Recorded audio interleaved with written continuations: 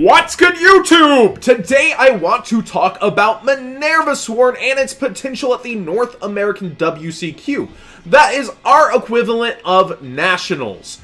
Now, why am I going to talk about this deck? Well, Battles of Legend releases her 2 days before.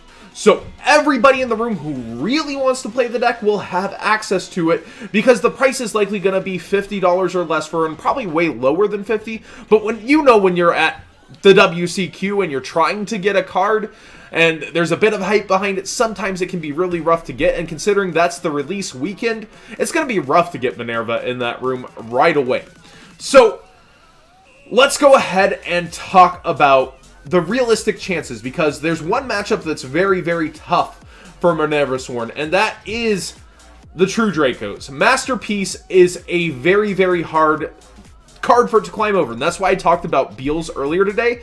It just so happened that it was funny that it could be summoned in Dinosaurs as well if you wanted to try really hard. Now, I think Minerva Sworn definitely struggles and will have to play the Kaijus. That's the end discussion here. In my opinion, you've got to go with the Kaijus in the deck in order to beat the True Dracos consistently. But I talked in Zodiac Duels, and we actually came up with a lot of fun stuff. So let's get into my text and then some text from some other duelists in Zodiac Duels. The first one being, most of Minerva's Sworns that play zombies are playing Brilliant Fusion, and this puts a Seraph Knight on board.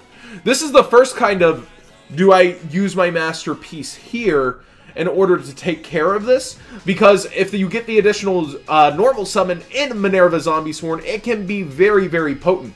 And then if your normal summon happens to be a Solitaire or a Unizombie, you're already threatening Beals. And there's only one out for most decks main decked, outside of a few other things we'll talk about. But in most main decks for True Dracos, Stormforth becomes their main instant out to Beals.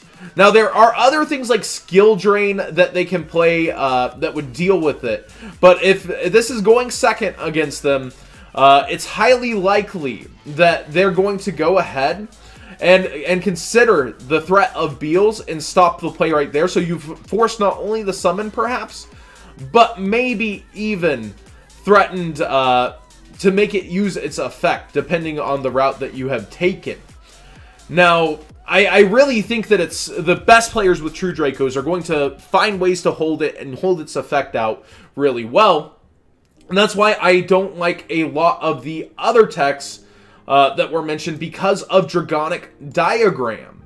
Now, Beals is an extra deck out, so you don't have to main it, and that's what a lot of people like. And when we say out, you basically have to out this field spell because once per turn, it's going to protect Masterpiece from dying by battle.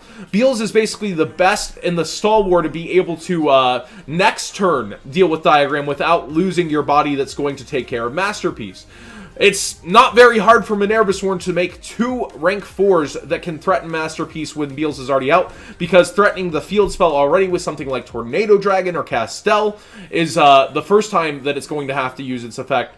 And then with its effect burnt out, making another rank 4 such as Lightning or, you know, another way to deal with it instantly gets it taken care of if Beals is already out. Like, Beals is already going to climb over it. So basically, you just need to make 2 rank 4s that take care of the field spell.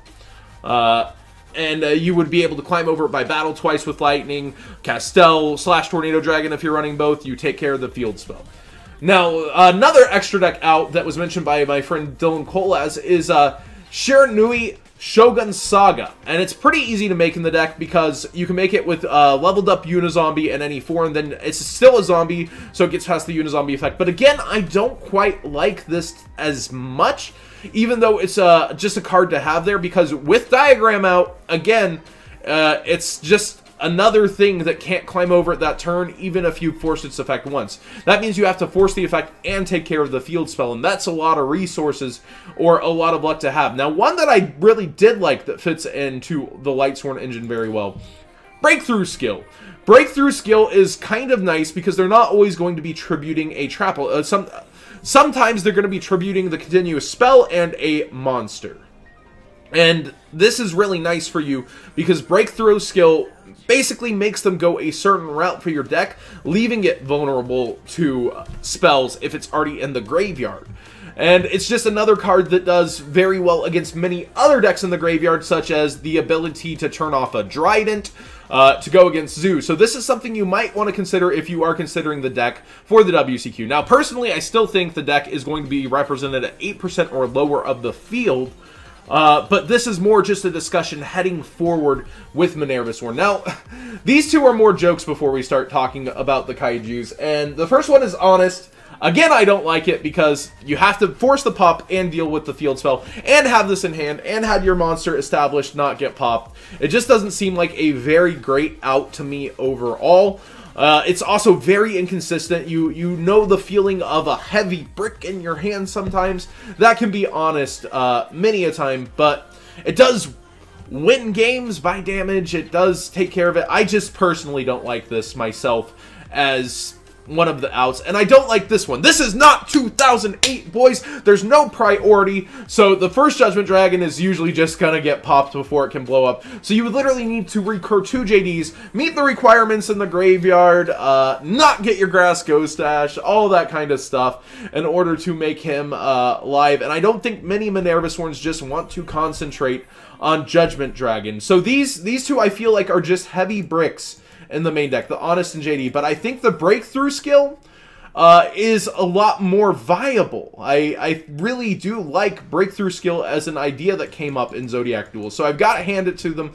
When I do a discussion there, I usually do find something else for my videos. And one guy even said, why do you ask something that you already know? Answer, everything else is not relevant. When I mentioned, is there anything besides Kaijus, besides, like, Lightning and Beals? And it's funny, like, people are so backwards sometimes on having to have a conversation. That's like a conversation killer. Why do you ask something you already know? I don't know that, and that's why I'm asking. We're always looking for information. I think that's why a lot of you guys come to the YouTube community. You enjoy these discussions and conversations, and I love having open conversation, not met with that kind of hostility.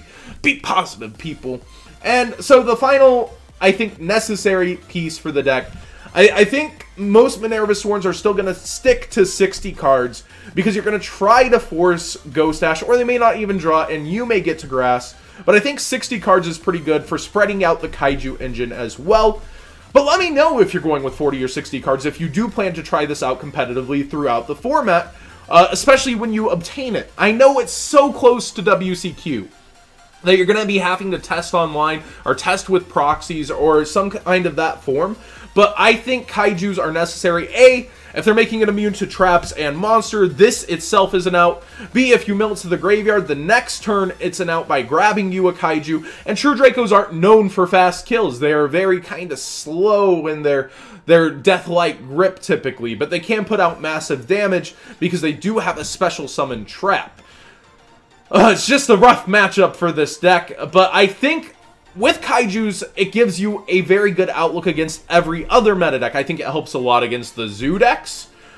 This card right here, and it basically wipes their unprotected boards. A lot of them have gone away from Starlight Road, away from My Body as a Shield that we saw in previous formats. And I think Kaiju Slumber is a great answer to a lot of Zoo boards.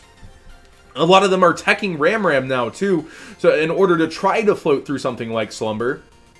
But I think Slumber is still one of the ultimate answers for the meta, along with your Kaiju engine, among everything. So this was more of a look at extra deck and then main deck outs. Let me know what you guys think in the comments section below. Again, I'd love to know if you plan to try to slim Minerva Zombie Sworn down to 40 cards. I personally still think a larger number for the deck with Grass is more optimal, in my opinion, for spreading out your cards, such as the Kaijus, that you still want to see them, but you don't want to see all of them, but you want to play the larger engine to be able to abuse against decks like this.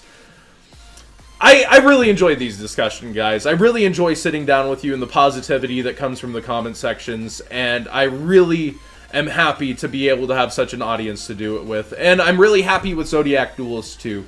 So just remember sometimes, guys, be as positive as you can and don't really shut down conversation. Don't be like, this was already a thing, that was already a thing. You don't have to be a Yu-Gi-Oh hipster. If you already knew, you don't have to flaunt it. Just enjoy a conversation, guys.